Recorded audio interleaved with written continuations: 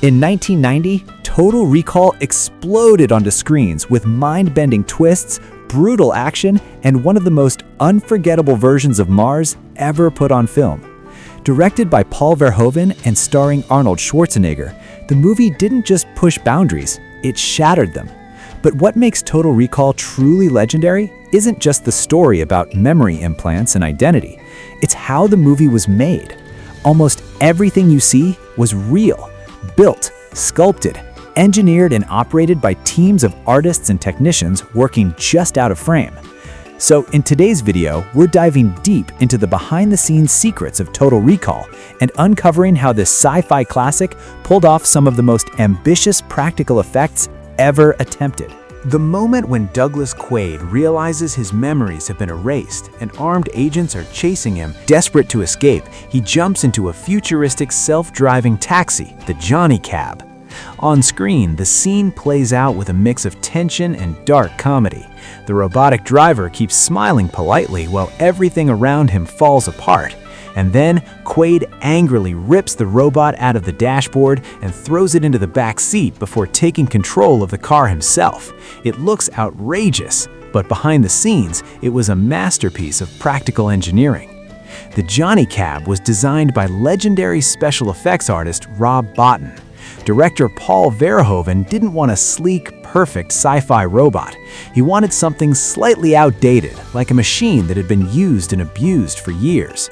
That's why Johnny Cab resembles a cheerful 1950s gas station attendant, complete with a stiff plastic smile and awkward facial movements. The robot's face was actually sculpted from actor Robert Picardo's facial mold, and Picardo also provided the voice. That's why Johnny Cab doesn't feel like a prop, it feels like a personality. But it was a specially engineered breakaway prop built to snap apart realistically without harming the actor. Every movement, every twitch, every smile was controlled mechanically on set. No green screens, no digital doubles, just wires, motors, latex, and imagination. When Quaid finally reaches the Martian rebels' hideout, he believes he's about to meet their leader. Instead, he meets George. But then something horrifying happens.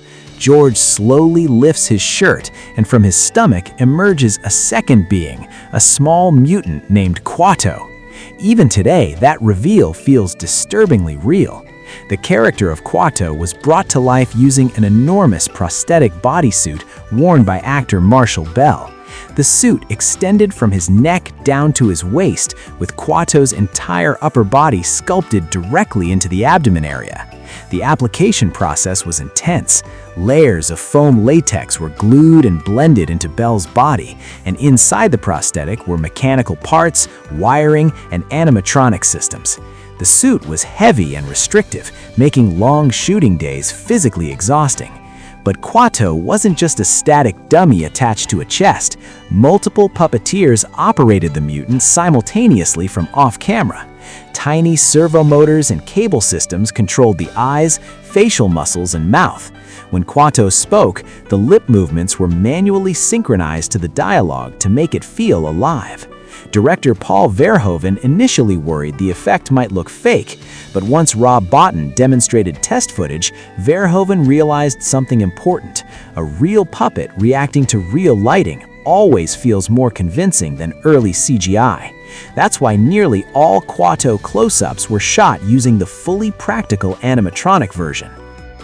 When Quaid enters the underground colony on Mars, the audience is introduced to an entire society of radiation-mutated humans. Faces are partially deformed, skin appears burned or discolored, eyes are uneven, the environment feels toxic and unforgiving.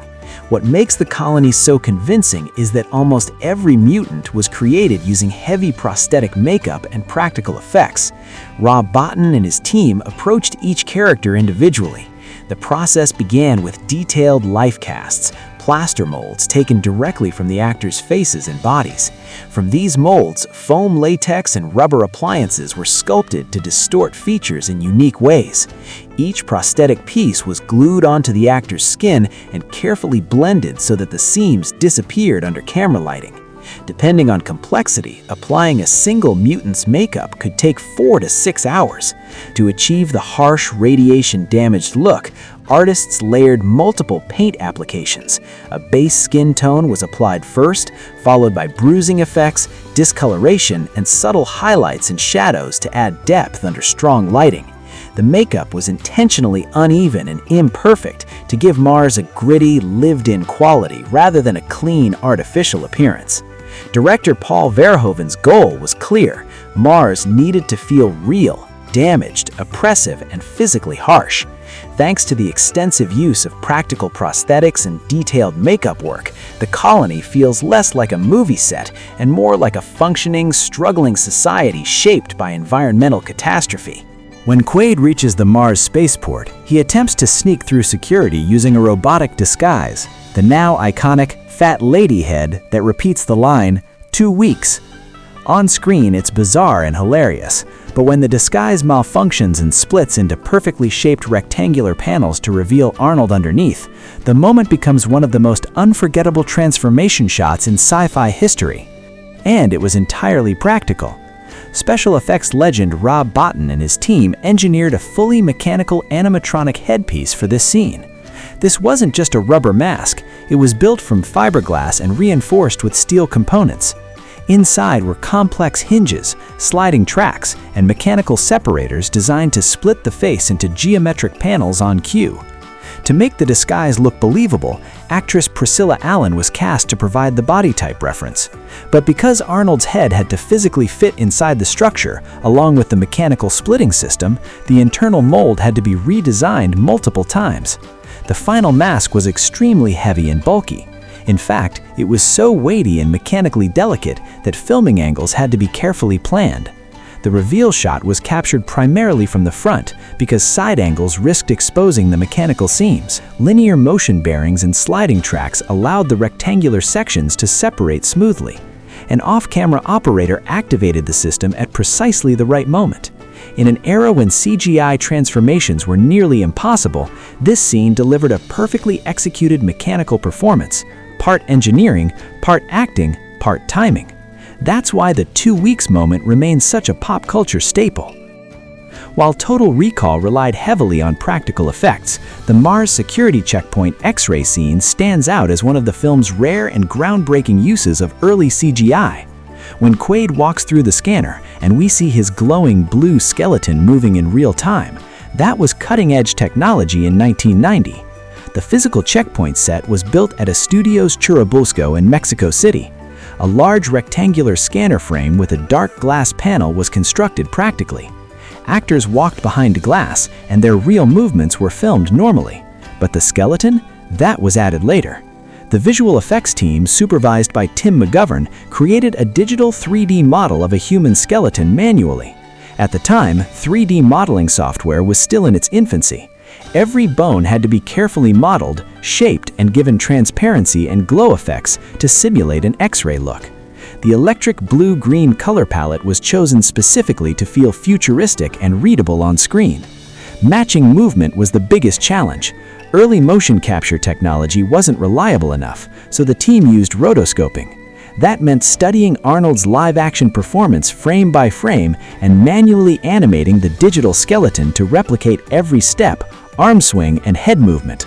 It was painstaking work, but that precision is what makes the scene feel convincing even today.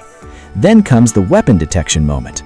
When the hidden pistol appears near Quaid's lower spine and red warning rings flash on the scanner, those graphics were layered digitally over the skeleton render. The gun silhouette and alarm visuals were composited in post-production to increase tension instantly. For 1990, this sequence was revolutionary. It was one of the early demonstrations that CGI could coexist with practical filmmaking, enhancing it rather than replacing it. Total Recall represents a unique moment in filmmaking history, right before CGI took over Hollywood.